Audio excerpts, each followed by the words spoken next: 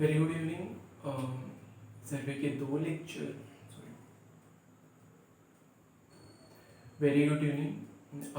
आज के video lecture में हम लोग बात करेंगे चैन सर्वेइंग की या जरीब सर्वेइंग की, जिनमें हम लीनियर मेजरमेंट को कंसिडर करते हैं, जिनमें एंगुलर मेजरमेंट को हम अवॉइड करते हैं। किसी चैन से या टेप से दो बिंदुओं के बीच की दूरी की सहायता से पूरे फील्ड मेजरमेंट को हम उस फील्ड को एक पेपर पे रिप्रेजेंट करते हैं। सिर्फ और सिर्फ टेप से, चैन से, ऑब्जेक्ट से और क्रॉस स्टॉक दुनिया वगैरह से इनमें हम एंगल का मेजरमेंट नहीं करते। मोस्ट प्रोबेबली इसमें जो सारे के सारे जो मेजरमेंट होते हैं वो लीनियर यूज करते हैं। चैन सर्वेइंग का मतलब क्या होता है या फिर जरीब सर्वेइंग का जो मतलब होता है उसका मतलब सीधा सीधा सा मतलब ये होता है कि कोई भी जरीब या चैन किन्हीं दो बिंदुओं के बीच की जो दूरी होती है, जो दो बिंदुओं के बीच की दूरी होती है, मान लीजिए एक ये बिंदु ए है, ये बिंदु बी है और ये बिंदु सी है। इनमें हम जो जरीब सर्वेइंग या चैन सर्वेइंग करते हैं तो सिर्फ और सिर्फ लीनियर मेजरमेंट, जो लीनियर मेजरमेंट होता है, मान लिया ये 3 मीटर है, ये 4 मीटर है और ये 5 मीटर है। इस मेजरमेंट को, इस सर्वे को हम एंगल से भी निकाल सकते थे। यहाँ से हम एंगल फाइंड आउट कर लेते और इसको भी हम कर सकते थे, लेकिन इस जरीब सर्वेइंग में हम यहाँ पे एंगल को कंसीडर नहीं करेंगे। सिर्फ और सिर्फ जो दूरी होंगी वो सिर्फ और सिर्फ चैन से, टेप से और इन सब चीजों से ही केवल हम दूरी को कंसीडर करेंगे, इसको हम कंसीडर नहीं करेंगे। ये होता है हमारा चैन सर्वेइंग। इसमें जो फील्ड में जो हम इंस्ट्रूमेंट यूज करते हैं वो मोस्ट ऑफ चैन होता है, टेप होता है और उसके साथ साथ इसको पूरी सर्वेइंग को एग्जीक्यूट कराने के लिए जो और सारे इंस्ट्रूमेंट होते हैं उनकी बात करेंगे। तो इसका जो जरीब सर्वेक्षण है, चैन सर्वेइंग है, सीधा सा मतलब सिर्फ ये लीनियर मेजरमेंट के द्वारा ही अगर सर्वेक्षण किया जा रहा है, उसमें एंगल का यूज नहीं किया जा रहा है, वो जरीब सर्वेक्षण हो जाता है। अब जरीब सर्वेक्षण कहाँ पे यूज करते हैं हम, कहाँ पे हम जरीब सर्वेक्षण का यूज कर सकते हैं? प्रोबेबली उपयुक्त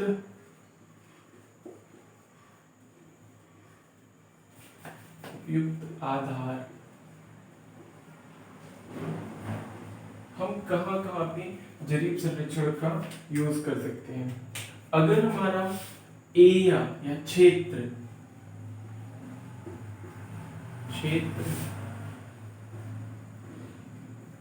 छोटा हो,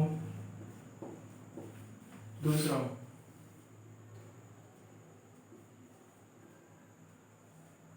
क्षेत्र समतल हो,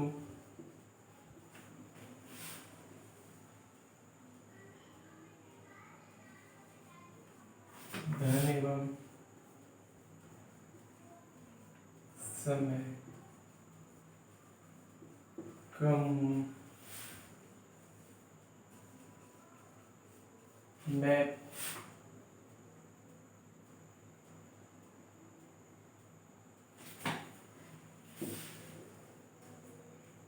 जो रिप्रेजेंटेटिव जो मैप होगा वो मैप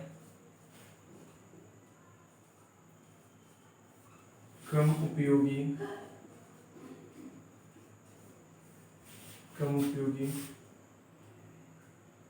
कार्यों के लिए यूज हो।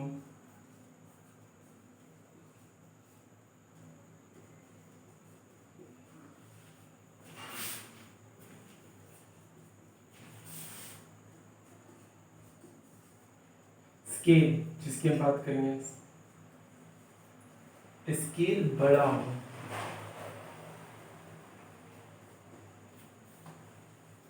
अगर हम यहाँ पे बात करते हैं कि क्षेत्र छोटा होगा, जब हमें कोई बड़े क्षेत्र की हम बात करेंगे, वहां पे बड़े क्षेत्र के लिए हमें प्रीसियस इंस्ट्रूमेंट की जरूरत पड़ेगी, हमें अधिक धन की आवश्यकता होगी, समय ज्यादा लगेगा। लेकिन अगर हमें एक छोटा सा ये क्षेत्र है, मान लिया हमारा ये एक छोटा क्षेत्र है, इस क्षेत्र में जो भी होंगी, यहाँ पे तालाब है, कुआं है, कुछ भी है, तो अब हम यहाँ पे बात करेंगे, अगर इस छोटा क्षेत्र है, इस छोटे क्षेत्र का अगर हम सर्वे करना चाहेंगे तो इसको हम जरीब सर्वेक्षण से यूज कर सकते हैं। सबसे बड़ी चीज है कि अगर हम जरीब सर्वेक्षण समतल जहाँ होगा वहां पे ज्यादा प्रीफर करेंगे। छोटा क्षेत्र होगा, समतल होगा तो करेंगे। छोटा क्षेत्र हो भी अगर माउंटेनियस एरिया हो, पहाड़ी इलाका हो, तो हम यहाँ पे जरीब सर्वेक्षण का यूज नहीं कर सकते, वहाँ पे बहुत ज़्यादा प्रॉब्लम आएंगी। वो जो जरीब सर्वेक्षण में एक चीज़ होता है, अभी बाद में बताएंगे, धन एवं समय। अगर हमारे पास ज़्यादा पैसा नहीं है उस सर्वे कार्य को करने के लिए, समय नहीं है, तो हम जरीब सर्वेक्षण का यूज कर सकते हैं। अगर हमें कोई डैम बनानी है, अगर हमें कोई हाई राइज बिल्डिंग बनानी है, वहां के लिए हम जरीब सर्वेक्षण का यूज नहीं करेंगे, वहां पे हम ऑटो लेवल का यूज करेंगे, वहां पे ईडीएमआई का यूज करेंगे। लेकिन अगर हमें कहीं पे केवल सिर्फ रिकॉग्नाइज करने के लिए बनाना है, ट्रोपोग्राफिकल बनाना है, कैडेस्ट्रल बनाना है, तो वहां पे हमें जरीब सर्वेक्षण का यूज कर सकते हैं। अब जरीब सर्वेक्षण में एक कम प्रीसियस इंस्ट्रूमेंट है, इसकी जो लिस्ट काउंट होती है उतनी एक्यूरेट नहीं होती है। लिस्ट काउंट जो होती है इतनी एक्यूरेट नहीं होती है जरीब सर्वेक्षण की चेन की मेजरमेंट में। उसमें ह्यूमन एरर भी आता है, उसमें इंस्ट्रूमेंट एरर आता है, तो इसमें एरर होने के चांसेस ज़्यादा है। तो ये ऐसे कामों के लिए यूज होता है जहाँ उस मैप का यूज कम उपयोगी क्षेत्रों के लिए किया जा सकता हो, वहाँ पे हम जरीब सर्वेक्षण का प्रयोग करते हैं। एक और पॉइंट है, ये पॉइंट ये है कि जरीब सर्वेक्षण में हम सिर्फ हॉरिजेंटल डिस्टेंसेस की हम बात करते हैं। जरीब सर्वेक्षण में कोई भी हम प्लेन जो होगा उस प्लेन को हम हमेशा समतल मानेंगे, समतल मानेंगे। और जब हम समतल मान लेते हैं तो वहां पे वर्टिकल डिस्टेंसेस जो होती हैं, वर्टिकल डिस्टेंसेस नहीं यूज किया जाता है, सिर्फ और सिर्फ हॉरिजेंटल डिस्टेंस।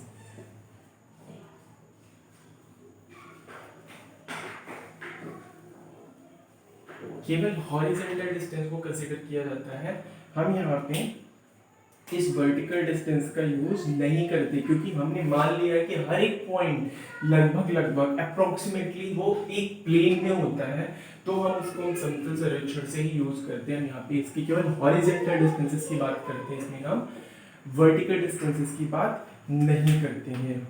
इनकी जो जरीब सर्वेक्षण में जो यूज होता है, जो प्रिंसिपल यूज करते हैं, उन प्रिंसिपल में दो प्रिंसिपल तो वही है कि कोई भी जो चाहे जरीब सर्वेक्षण हो, पहला जो सिद्धांत है वो पहला सिद्धांत तो वही होगा, पहला सिद्धांत यही होगा कि पूर्ण से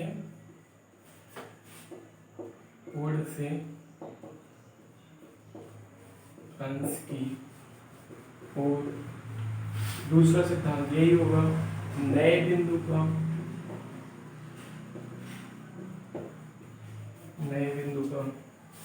लोकेशन पूर्व ज्ञात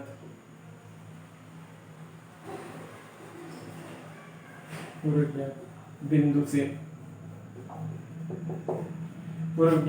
लेना। और जरीब सर्वेक्षण में तीसरा सिद्धांत, मेन जो सिद्धांत है ये ही होंगे। तीसरा सिद्धांत होता है कि मोस्ट ऑफ प्रोबेबली जो हम मैप बनाते हैं, तो मैप में अधिक से अधिक ऑफसेट्स, आगे बात करेंगे ऑफसेट क्या होता है, या खसका रिप्रेजेंट करना।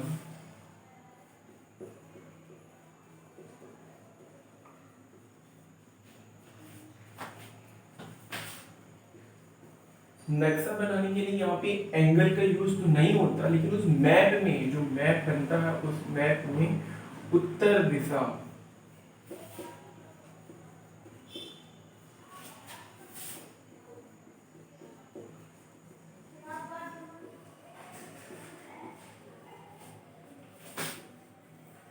जो चैन होगा, वो चैन को हमेशा सर्वे वर्क में जरूरी नहीं होता है कि चैन या टेप जिस आइडियलाइज कंडीशन पे वो बनाया गया हो, उसी आइडियलाइज कंडीशन में वो फील्ड में भी वर्क किया हो, तो हम अधिक से अधिक ये कोशिश करते हैं कि उनमें जो पुल होता है, उनमें जो टेम्परेचर वेरिएशंस होती हैं, एरर को कम करने की कोशिश करते हैं जितना एरर हो सकता है। एरर कैसे कम होगा? एरर कम होगा कहाँ से? कि उनमें जो आइडियलाइज कंडीशन में, आइडियलाइज कंडीशन को हम बना तो नहीं सकते हैं ना, तो यहाँ पे ये जो दो प्रिंसिपल है ये हमेशा कम रहते हैं। इसमें मैप में खसका अधिक से अधिक, क्योंकि अगर हम उस रिप्रेजेंटेटिव एरिया को हम अगर मैप पे कंसीडर करते हैं, इस मैप पे रिप्रेजेंटेटिव एरिया को मैप पे कंसीडर करते हैं, तो वहां पे उपस्थित हर एक चीज, चाहे वो घर हो, चाहे कुआं हो, चाहे सड़क हो, चाहे डैम हो, उससे रिलेटेड आसपास की सारी चीजों को हमें उस मैप पे दिखना चाहिए। और उसमें अब हमने बना तो दिया सारा चीज़, इसमें एंगल का यूज तो नहीं होगा, लेकिन अगर हमें फील्ड में जब जाएंगे तो हमें पता ही नहीं चलेगा कि फील्ड ऐसी है और हमें जो नक्शा मिला है ऐसा है, दोनों का अगर उत्तर दिशा ही नहीं पता चलेगा तो हम इसको कैसे कंसीडर कर पाएंगे कि ये वाला घर यहाँ पे है, ये वाला घर यहाँ पे है। हम घर पे वहां पे बैठे बैठे इन सब चीज़ों का हम नहीं निकाल सकते हैं। तो ये चीज़ें हो गई किनकी सिद्धांत जो सर्वेक्षण में यूज होता है उनकी हम बात कर लिए। मोटा मोटी वही जो सर्वेक्षण की हम लास्ट वीडियो लेक्चर में हम लोगों ने बात की थी, जो सर्वे प्रिंसिपल ऑफ सर्विंग वही थे। जरीब सर्वेक्षण में जो उपकरण यूज करते हैं, जो सबसे ज्यादा इंपॉर्टेंट है उपकरण,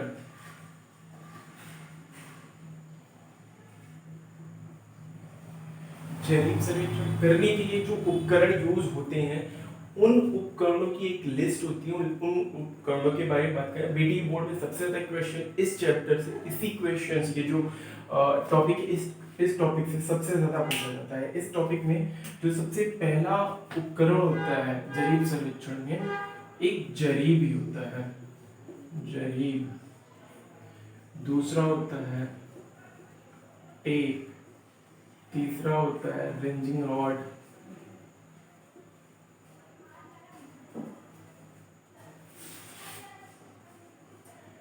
इसको बोलते हैं आरेखण दंड।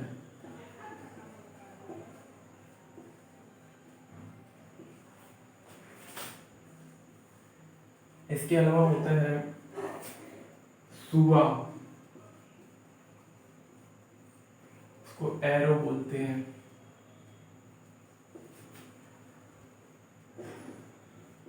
एरो के पास होता है हथौड़ा, कास्ट लकड़ी का हथौड़ा, लकड़ी,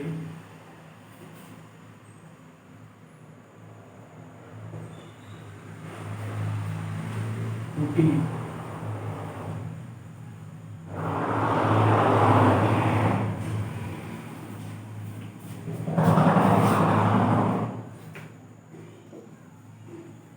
साहुल, प्लग बोलते हैं इसको।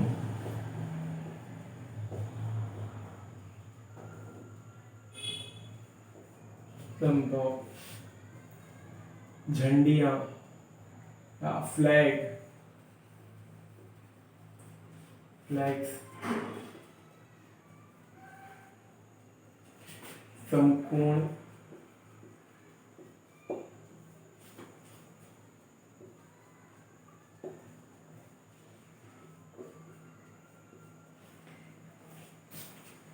समकोण मापक यंत्र। और 10वां होता है फील्ड बुक या मेजरमेंट बुक, फील्ड बुक।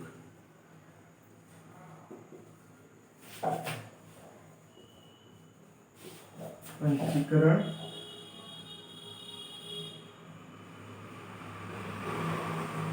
क्षेत्र,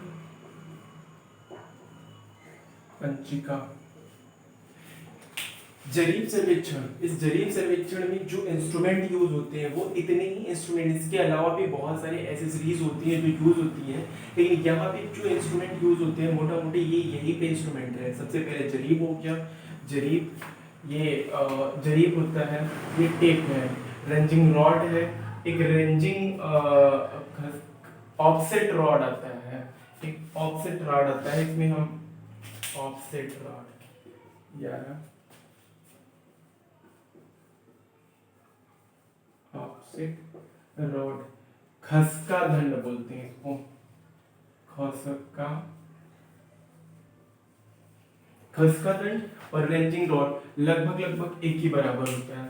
सुआ या एरो एक जरीब के साथ मिनिमम, मतलब मोस्ट प्रोबेबली ये होता है कि कुछ एरो टाइप के होते हैं जब हम कोई फील्ड में जाते हैं, और जब हम बढ़ते चले जाते हैं तो उनमें सुआ और ये खुटी, ये दोनों चीजें होती हैं हमें मेजरमेंट को आगे करने के लिए। एक जरीब होता है, उस जरीब के द्वारा अगर हम फील्ड में आगे बढ़ते चले जाते हैं तो मेजरमेंट करने के लिए, एक पॉइंट को लोकेट करने के लिए हम सुआ या खुटी का यूज करते हैं। इस सुआ या खुटी को गाड़ने के लिए हमें, खुटी को गाड़ने के लिए लकड़ी के हथौड़े की जरूरत होती है। हमने कोई भी जैसे हमारा ये यहाँ से लेके यहाँ तक हमने एक चैन नापा, यहाँ पे एक खुटी गाड़ दिया, खुटी लगाया पिग से, पिग लगाया हथौड़े से गाड़ दिया, दूसरा यहाँ पे हमारा खत्म हुआ था, यहाँ पे हमने पेग लगाया और मैं वो लकड़ी के हथौड़े से गाड़ दिया। इस तरह हमारा सर्वे वर्क आगे बढ़ता चला जाता है। रेंजिंग रॉड क्या होता है? रेंजिंग रॉड एक होता है कि रॉड होता है 20 से 30 mm डाया का होता है, 2 से 3 मीटर का होता है, और उसके द्वारा हम चेन को सीधी लाइन में करते हैं, उनको रेंजिंग करते हैं। अगर हमें नहीं पता चलेगा कि चेन हमारी जिस दिशा में मेजरमेंट कर रहे हैं उस दिशा में ही अलाइन होते चले जा रही है, तो उस चीज को चेक करने के लिए, उस चीज को सीधी लाइन में बनाए रखने के लिए रेंजिंग रॉड का प्रयोग करते हैं। साउल क्या होता है? आपने घरों में देखा होगा कि बहुत सारे मिस्त्री होते हैं जो प्लम बॉब होता है लटकाते हैं, और यहाँ पे एक लट्टू टाइप होता है वो जाके दीवार पे लगता है। इसका जो सबसे मेन वर्क होता है वर्टिकलिटी चेक करना, मतलब जो हमारा रेंजिंग रॉड है, रेंजिंग रॉड सीधे सीधे गड़ा है कि नहीं है। अगर ये रेंजिंग रॉड है सीधे गड़ा है तो यहाँ पे और यहाँ पे दोनों प्लम बॉब एक साथ टच करेंगे, और अगर जरा सा भी हमारा ये रेंजिंग रॉड होगा तो एक जगह तो प्लम बॉब टच करेगा लेकिन दूसरी जगह नहीं करेगा, तो वो प्लम बॉब दोनों जगह टच करता रहे, इसके लिए हमें वो रेंजिंग रॉड एकदम वर्टिकलिटी रहेगा, तो ये साउल का हम प्रयोग करते हैं। फ्लैग्स, बहुत सारे ऐसे पॉइंट्स होते हैं कि जब हम सर्वे करते हैं तो वहाँ पे हमें जस्टिफाई करना होता है कि ये मेन स्टेशन है, ये सब स्टेशन, ये टाई स्टेशन है, ये सर्वे स्टेशन, तो वहाँ पे हम डिफरेंट कलर्स के फ्लैग लगा देते हैं, तो जो फ्लैग्स होते हैं वो लगा देते हैं। संपूर्ण मापक यंत्र का जो काम होता है वो ये होता है कि जब हम ऑफसेट्स लेते हैं, वो 90 डिग्री में ऑफसेट्स को क्रिएट करने के लिए कि हम मेन लाइन में जब बढ़ रहे हैं तो उसके 90 डिग्री में जो कोई ऑब्जेक्ट आता है या जो कोई ऑफसेट्स आता है, उन ऑफसेट को ठीक 90 डिग्री में ड्रा करने के लिए हम इस संपूर्ण मापक यंत्र का यूज करते हैं। फील्ड बुक या क्षेत्र पंचिका या मेजरमेंट बुक भी इसे बोलते हैं। इस मेजरमेंट बुक में जब हम सर्वे वर्क करते हैं और सर्वे की दिशा में हम आगे बढ़ते चले जाते हैं तो जितने भी ऑफसेट्स आते हैं, जो मेजरमेंट होते हैं, उन सारे मेजरमेंट्स को हम इसी फील्ड बुक में लिखते हैं। ऑफसेट रॉड और रेंजिंग रॉड का काम एक ही होता है, मतलब काम एक तरह होते हैं। ये ऑफसेट रॉड होता है कि उनमें ऊपर खांचा कटा होता है और इनमें एक फ्लैग्स लगी होती है। इन दोनों इसके बारे में डिटेल में बात करेंगे। अभी सबसे पहले हम बात करेंगे सिर्फ जरीब के बारे में। जरीब कितने प्रकार का होता है और कैसे कैसे हम जरीब को यूज कर सकते हैं जरीब सर्वेक्षण में। पहले जब हमारी जो पूर्वज थे वो सिर्फ एक ही तरह के, जब फुट पाउंड या मतलब फुट में जब सिस्टम हुआ करता था और मेजरमेंट करते थे, तो एक इंजीनियरिंग जरीब आती थी। इंजीनियरिंग जरीब के बारे में हम बात करते हैं अभी जरीब के।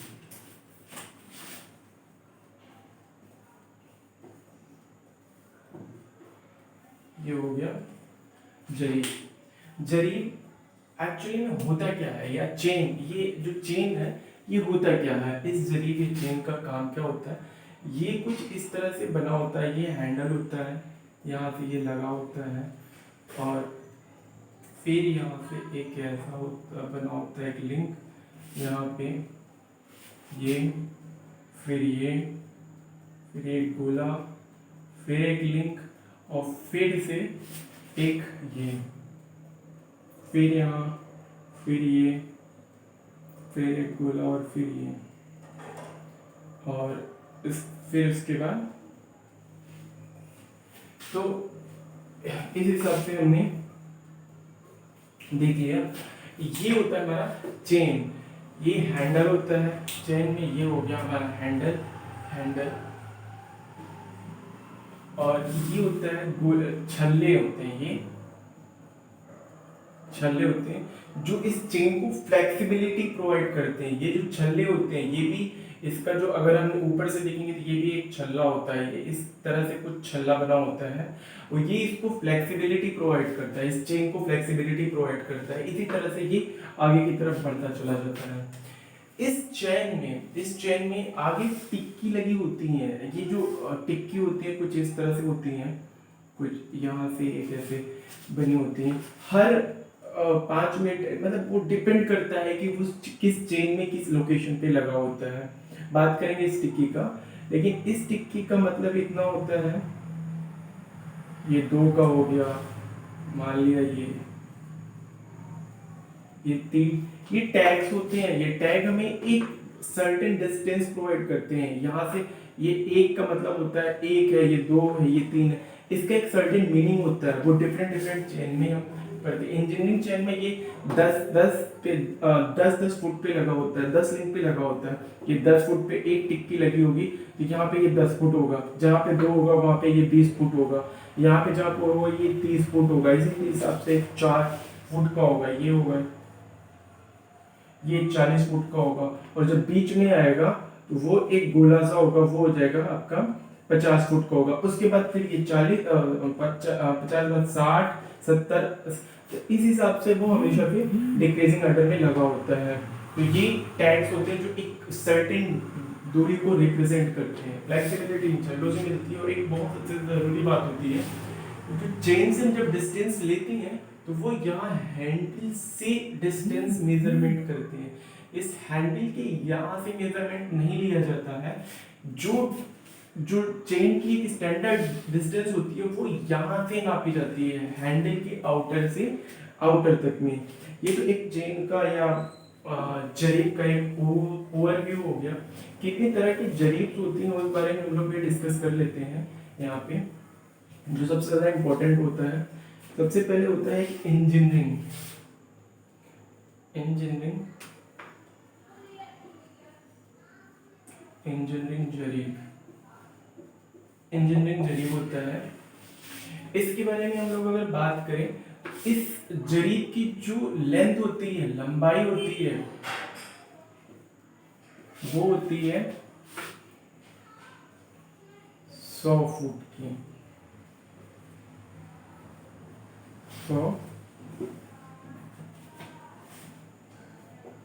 100 फुट की होती है। और ये हर एक फुट में एक लिंक होता है, और इसमें 100 लिंक होते हैं।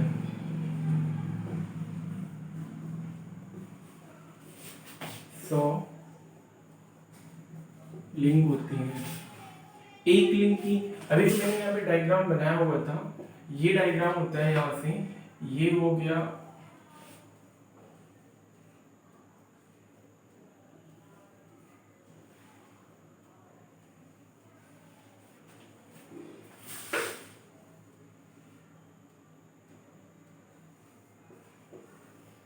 यहां से यहां तक इसको एक लिंक बोलते हैं। यहां से यहां तक इसको एक लिंक बोलते हैं। एक लिंक बोलने का मतलब है कि ये इंजीनियरिंग जरीब में ये 1 फुट के बराबर होता है, 1 फुट के बराबर होता है। और हर इंजीनियरिंग, वो जो टैग की हमने बात की, हर 5 फुट पे एक टैग लगा होता है, एक टैग लगा होता है, जिससे हम उन दूरी को हम पढ़ सकते हैं। 5 फुट पे नहीं, 10 फुट पे होता है। ये 10 फुट पे एक टैग लगा होता है। जैसे हम कि एक, जब जहां एक टैग लगा होगा तो वो 10 फुट का होगा। दूसरा 2 पैर वाला अगर टैग लगा होगा तो वो 20 फुट का होगा। 3 पैर वाला टैग लगा तो वो 30 फीट का होगा। उस हिसाब से था। ये 1 फुट एक लिंक होती है। एक लिंक 1 फुट के बराबर होता है। मतलब जिसकी लंबाई 100 फुट होती है और उसमें 100 लिंक होता है। इंजीनियरिंग जरीब में आगे मीट्रिक चेन की बात करेंगे, जरीब की बात करेंगे तो थोड़ा कंफ्यूजन होगा। तो यहाँ पे एक चीज बहुत गौर से सुनने की कोशिश करिएगा कि इंजीनियरिंग जरीब में एक एक लिंक की जो लंबाई होती है वो 1 फुट के बराबर होती है। 1 फीट के बराबर होती है, 1 फीट के बराबर होती है। तो अब इस इंजीनियरिंग जरीब पहले क्या होता था कि हमारी जो फ्लेक्सिबिलिटी जरीब की जो लंबाई होती है यहाँ से लेके यहाँ तक 1 फीट, यहाँ से लेके यहाँ तक 2 फीट, यहाँ से लेके यहाँ तक वो 3 फीट हो जाती है। और पूरी जो लंबाई होती है वो 100 फुट होती है, उसमें 100 लिंक होता है। इसका मतलब हो गया एक लिंक की जो लंबाई होती है वो 1 फीट के बराबर होती है। ये होता है हमारा जरीब। इंजीनियरिंग जरीब की बात हम कर लेते हैं। इसमें जो ये वायर, ये जो जिस वायर का बना होता है, ये जिस वायर का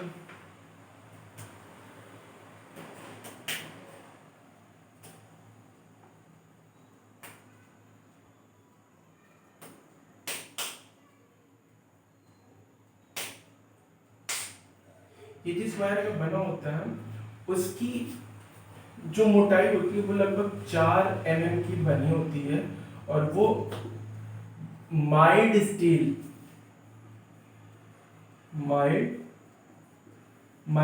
या मृदु मृदु इस्पात का बना होता है।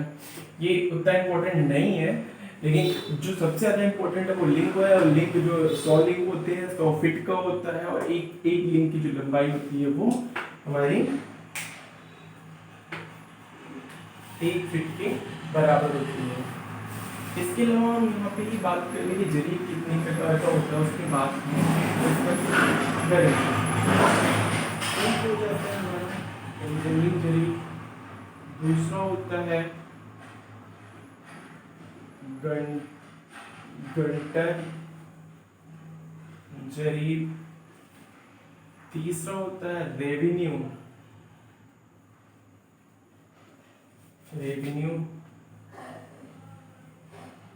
जरीब, चौथा होता है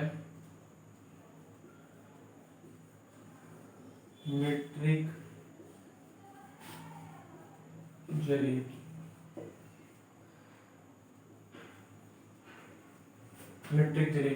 अभी सबसे ज्यादा हमारे सर्वे वर्क में जो यूज होता है वो मीट्रिक जरीब होता है। इन चारों जरीब के बारे में हम डिस्कस करते रहेंगे। यहीं पे ही एक कंपैरिजन कर लेते हैं कि इनमें क्या क्या अंतर होता है। यहाँ पे इंजीनियरिंग जरीब के बारे में हमने बात कर लिया। इंजीनियरिंग जरीब के बाद हमारा दूसरा आता है गंटर जरीब का। गंटर जो जरीब होता है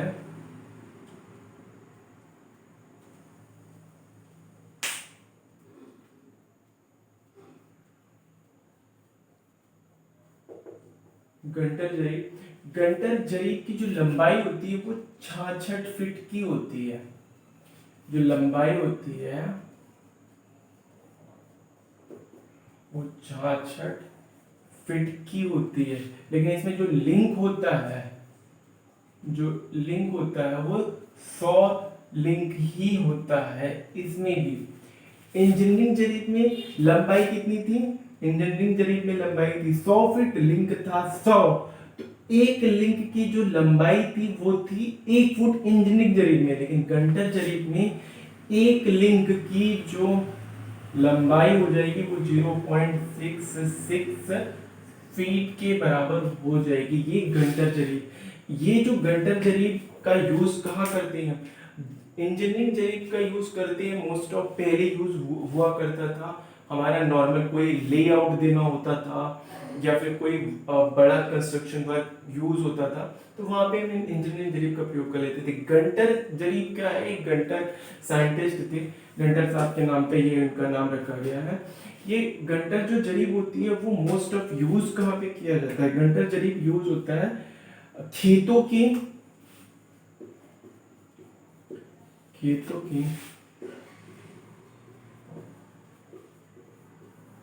पैमाने में। जो हमारे लेखपाल वगैरह आते हैं, वो लेखपाल जो होता है वो एकड़ में जो नापा जाता है, एकड़ में इसमें बड़े सुविधा अनुसार नापा जा सकता है बहुत आसानी से इस गंटर जरीब की मदद से हम खेतों को एकड़ में बहुत आसानी से डिवाइड कर सकते हैं। जहाँ पे चकबंदी होती थी तो वहाँ पे हम इन सब गंटा जरीब का यूज करके खेतों को एकड़ एकड़ के हिसाब से हम बांट दिया करते थे, और वो इन गंटर साहब के गंटर जरीब की मदद से होता था। गंटर जरीब की जो लंबाई है वो 66 फीट होती है, और लिंक उसमें होते हैं 100 लिंक होती है, और एक लिंक की जो लंबाई होती है वो 0.66 के बराबर होती है। इसके बाद की जो चेन होती है गंटर जरीब के बाद आती है हमारी रेवेन्यू चेन, रेवेन्यू जरीब। यहाँ पे हमारा जो ये रेवेन्यू जरीब होता है, ये नाम से ही स्पष्ट होता है कि यहाँ रेवेन्यू वगैरह का काम होता है।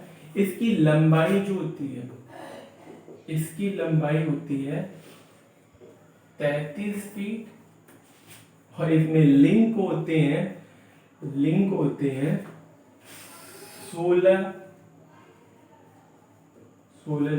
हैं। एक लिंक की जो लंबाई होती है वो होती है 1 फीट 1/16 फीट के बराबर होती है। और यहाँ पे बीघा वगैरह जमीन की पैमाइश के लिए ये भी होता है। बहुत इजी से हमें बीघा वगैरह में जब खेतों को पानी सींचना होता है या सब कुछ होता है, वहाँ पे एक रेवेन्यू जनरेट करनी होती है, तो एक लिंक जो होती है वो 1 फीट 1/16 फीट के बराबर हो जाती है। ध्यान देने की बात है, इंजीनियरिंग जरीब में एक लिंक की लंबाई 1 फीट थी, गंटर जरीब में 0.66 थी, और रेवेन्यू जरीब में 1 से 1/16 फीट हो गई है। इन सब चीजों को ये जरीब, सबसे मोस्ट इम्पोर्टेंट जो जरीब है वो मीट्रिक जरीब होता है, जो आजकल हम अपनी सारी मोस्ट ऑफ वर्क में जहाँ भी जरीब चेन का यूज किया जा रहा है, जरीब सर्वेक्षण का यूज किया जा रहा है, वहाँ पे हम इंजीनियरिंग चेन की या फिर हम रेवेन्यू या गंटा जरीब का यूज नहीं करते हैं, हम मीट्रिक जरीब का यूज करते हैं। थोड़ा ये इम्पोर्टेंट टॉपिक भी है, इसको हम यहाँ पे अच्छे से एक्सप्लेन करते हैं। मीट्रिक जरीब,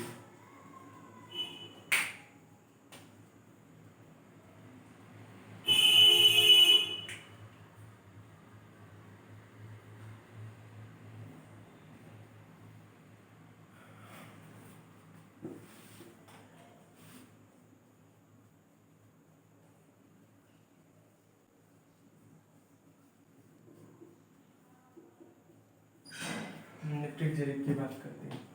मीट्रिक जरीब में जो उसकी लंबाई जो होती है, अगर हम लंबाई की बात करें मीट्रिक जरीब में जो लंबाई है 5 मीटर में भी होता है, 10 मीटर में भी होता है, 20 मीटर में भी होता है, 30 मीटर की भी जरीब होती है। इनकी जो लंबाई होती है 5, 10, 20 और 30 मीटर की लंबाई में हमें मीट्रिक जरीब मिल जाती है।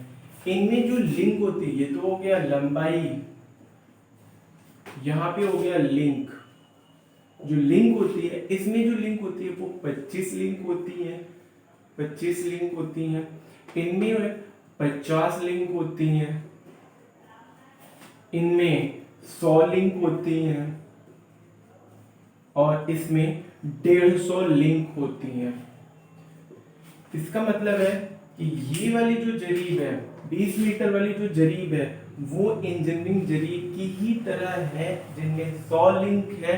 अगर हम इसको कंपैरिजन करें इंजीनियरिंग जरीब से, तो यहाँ पे एक लिंक की जो लंबाई होती है वो होती है 20 सेंटीमीटर।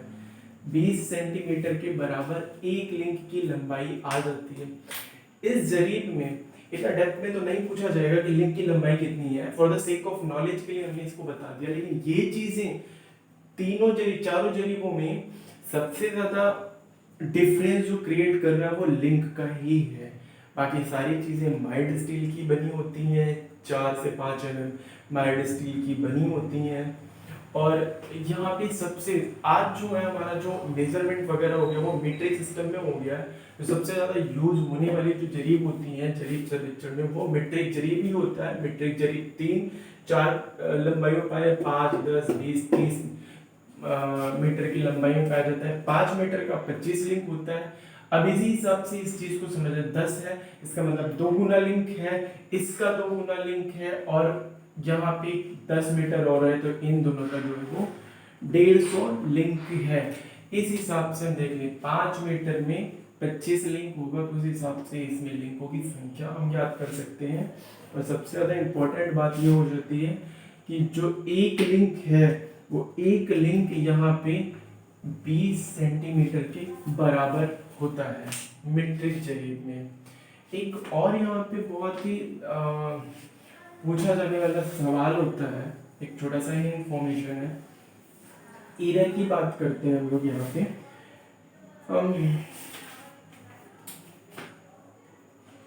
जो ईरर होना चाहिए 20 मीटर और 30 मीटर में परमिसिबल ईरर की बात कर रहे हैं।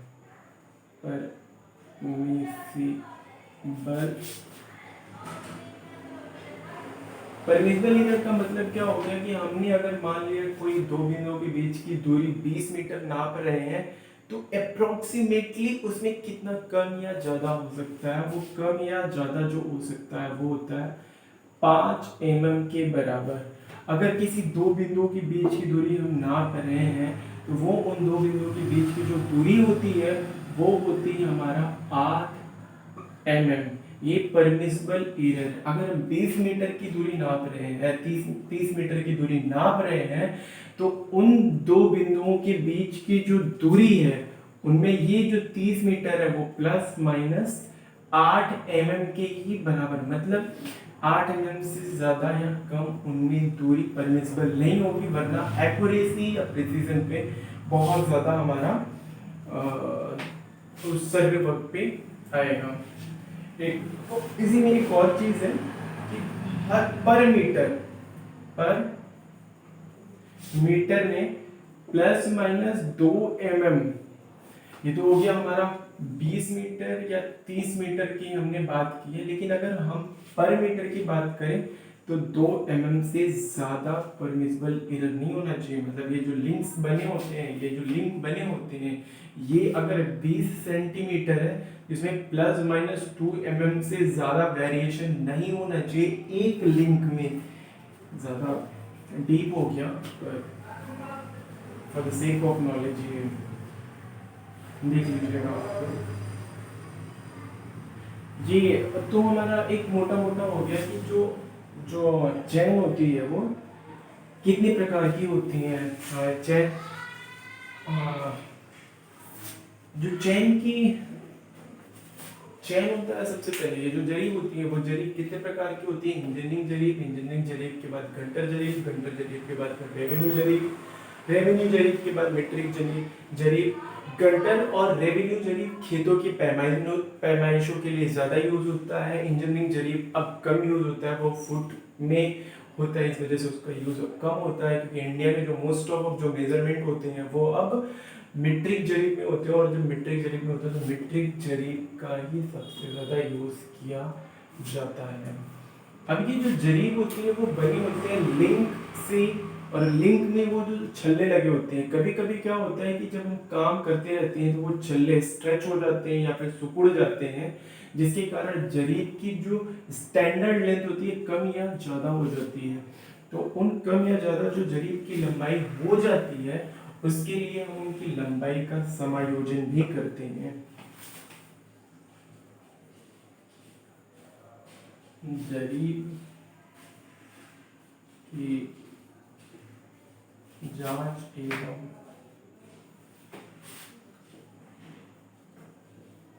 समायोजन। जरीब का समायोजन या जांच की हमारी अगर 20 मीटर की जो जरीब है वो वर्क करने के बाद भी 20 मीटर की ही है, उसमें प्लस माइनस 5 mm से ज्यादा तो परमिसिबल एरर नहीं है। उसके लिए हम क्या करते हैं ये एक ब्लॉक बना लेते हैं, यहाँ पे एक ब्लॉक यहाँ पे बना लेते हैं, एक ब्लॉक यहाँ पे बना लेते हैं, और इनके बीच की जो दूरी है वो इस सेंटर लाइन से इस सेंटर लाइन तक और इस सेंटर लाइन से इस सेंटर लाइन तक 20 मीटर की अगर जरीब है तो ये 10 मीटर और ये 10 मीटर का होता है। ये जो ब्लॉक्स होती हैं, ये ब्लॉक होती हैं आरसीसी की होती हैं, मैसनरी की भी हो सकती हैं। इनको हम पहले से ही स्टैंडर्ड प्लेटफॉर्म बना लेते हैं, एक प्लेटफॉर्म बना लेते हैं, और उस प्लेटफॉर्म के ऊपर तीन जितनी भी जो हमें दूरी नापनी होती है उन दूरियों को नापने के लिए पिलर बना लेते हैं, और उस पिलर पे हम यहाँ पे उस पिलर पे ये सेंट्रल लाइन ही बना लेते हैं। अब जब हमारा काम करने से पहले और काम करने के बाद हम 20 मान लिया हमने 20 मीटर की जरीब लेके चलते हैं, तो इस 20 मीटर की जरीब को हम यहाँ इस सेंटर से लेकर के यहाँ तक स्ट्रेचिंग करते हैं, उसको खोल देते हैं, और इसके बाद फिर हम यहाँ से लेके यहाँ तक की दूरी, यहाँ से लेके यहाँ तक की दूरी नापते हैं। अगर यहाँ पे अगर ये जो मीट्रिक जरीब होगी आधी होगी तो यहाँ पे एक गोल सा छल्ला आएगा, और यहाँ से यहाँ तक की बीच की दूरी 10 होगी, यहाँ से यहाँ तक की बीच की दूरी 10 होगी। अब हमने मान लिया कि कुछ कम या ज्यादा होता है, जो जरीब बनी होती है वो छल्लों का बना होता है, छल्लों का बना होता है। अगर लंबाई बढ़ जाती है, मान लिया 20 मीटर की लंबाई हमने यहाँ पे रखा, और वो हमारी जो है 20 मीटर यहाँ आने की बजाय यहाँ तक आ रही है, अगर वहां तक आ रही है तो इन छल्लों को हम दबा देते हैं, जो ये छल्ले हैं इनको हम दबा देते हैं, जिससे उसकी लंबाई कम हो जाती है। और मान लिया अगर लंबाई ये ज्यादा हो, मान लिया लंबाई अगर कम है, अगर लंबाई कम है, इन छल्लों को खोल देते हैं, थोड़ा सा स्ट्रेच कर देते हैं, तो छल्लों को थोड़ा सा खोल देते हैं, जिसकी वजह से इनकी लंबाई बढ़ जाती है। तो हम यहाँ पे एक चीज समझने की कोशिश करेंगे, जब हमें कोई भी सर्वे वर्क करना होता है, उस सर्वे वर्क में करने से पहले हम वहाँ पे एक जो प्लेटफॉर्म बना होता है, उस पे जो पिलर बने होते हैं, वहाँ पे हम ये जो चैन होता है उनको हम रख देते हैं, और उस चैन को हम यहाँ पे सेंटर लाइन से, पिलर की सेंटर लाइन से हम उसको कंसीडर करते हैं। मान लिया अगर हमारा काम करने से पहले, काम करने के बाद ये जो चैन है वो बढ़ जाती है, तो लिंक को या जो छल्ले होते हैं उनको हम सिकोड़ देते हैं, जिसके कारण उनकी लंबाई कम हो जाती है, और अगर उसकी लंबाई पहले से ही कम है तो उन छल्लों को हम खोल देते हैं, जिसके कारण वहां पे उसकी दूरी बढ़ जाती है। तो ये बात हो गई हमारी जरीब की। इसके बाद दूसरा उपकरण था हमारा टेप। लंबाई नापने के लिए ही जरीब क्या होता है कि बहुत भारी होता है एज कंपेरेटिवली जो चैन होते हैं, टेप होते हैं, उसके कंपेरिजन में जो ये जरीब्स होती हैं वो भारी होती हैं। और अगर हम यहाँ पे बात करें टेप की,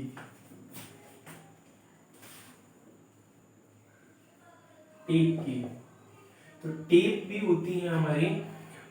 सबसे पहले होता है ये जो टेप होती है वो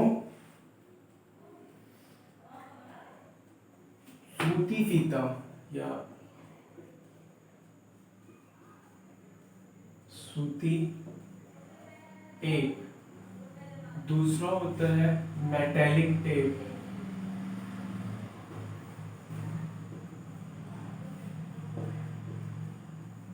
ये होता है मेटेलिक टेप।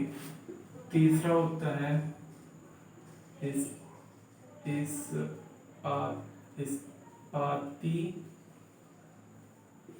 इस्पाती टेप। और चौथा होता है पिनवार टेप। टेप भी 4 तरह के होते हैं। ये 4 तरह से क्या होते हैं और इनके बीच में क्या क्या वेरिएशन होती है, हम इस बारे में डिस्कस करते हैं। हम यहाँ पे बात करते हैं कि सूती टेप का। सूती टेप क्या होता है? एक सूती कपड़ा होता है। अच्छा, पहले हम टेप की बात कर लें। हाँ, जो सूती कपड़ा होता है, मान लिया हम इस टेप की बात करते हैं, तो ये क्या होता है कि सूती कपड़ा होता है वो 12 से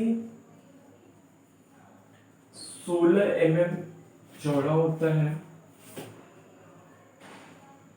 और ये 0.8 mm के करीब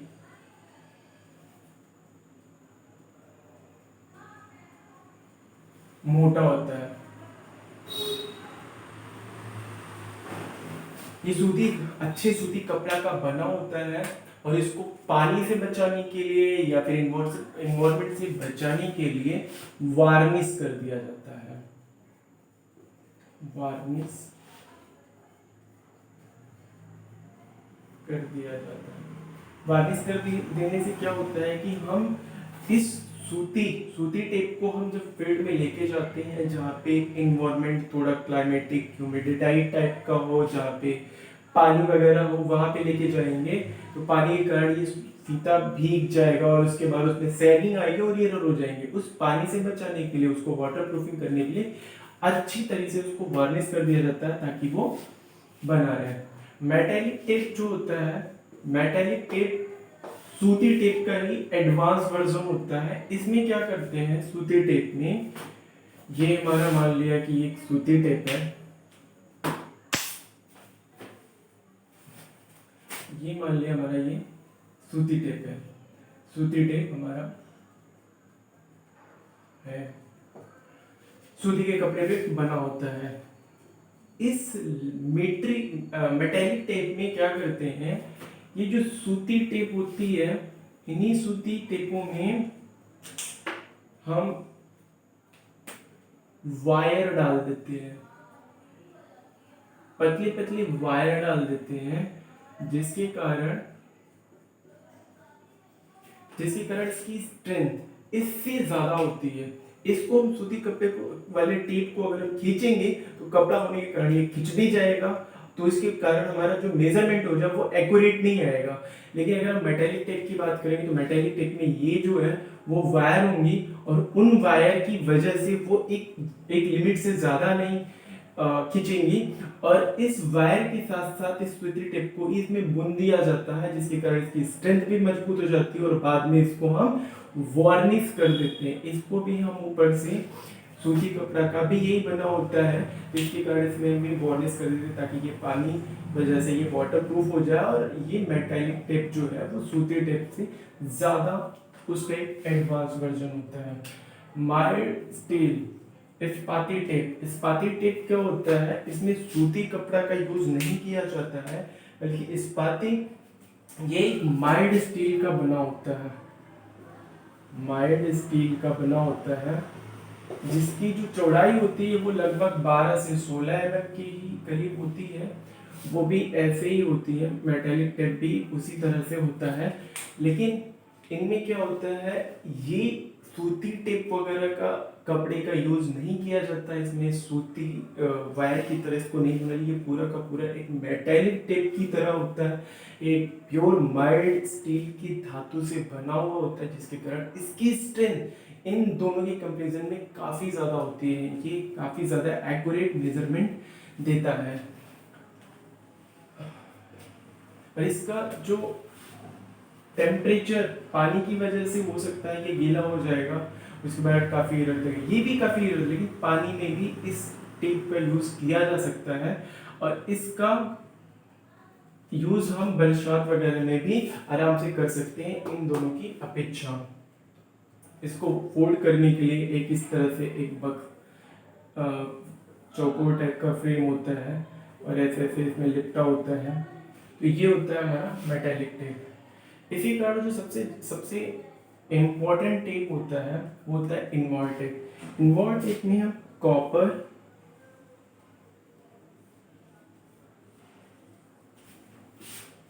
निकेल, सॉरी कॉपर का यूज नहीं होता,